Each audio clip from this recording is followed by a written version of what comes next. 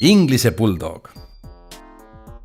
Ära lase sellel kõrvuni ulatuval suul ja suurel tilpneval keelel tekitada esmamulje põhjal eksiarvamust. Teie ees seisab üks ääretult mänguhimuline ning hooliv pontsakas sell. Ta tahab sulle küll meele järele olla, ent samas on ta mõnevõrra kangekaelne. Tema muhe natuur võib aga hetkega muutuda, kui ta satub jalutades vastastikku mõne koeraga, keda ta ei tunne.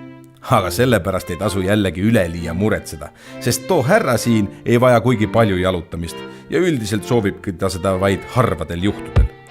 Teda pole just kõige lihtsam õpetada, ent kuna ta ei vaja ka kuigi palju kammimist, on tema erinevad omadused kenasti tasakaalus.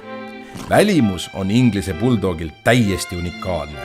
See kortsus nägu ja suur pea jässaka kaela otsas on vaid midagi temale ainuomast. Ja need voldid nii näos kui ka igal pool mujal vajavad regulaarset hoolt. Ta kipub ägisema ning norisema ja õigupoolest ta ka ilastab kohe mõnuga. Huvitav, ent kõhedust tekitav fakt.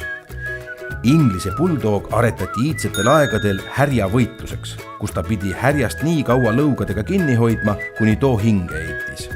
Tema näo voldid olidki mõeldud just selleks, et härja verd koera ninast ja suust eemale juhtida. Inglise bulldog. Suure südame ja võimsa ajalooga unikaalne tegelane.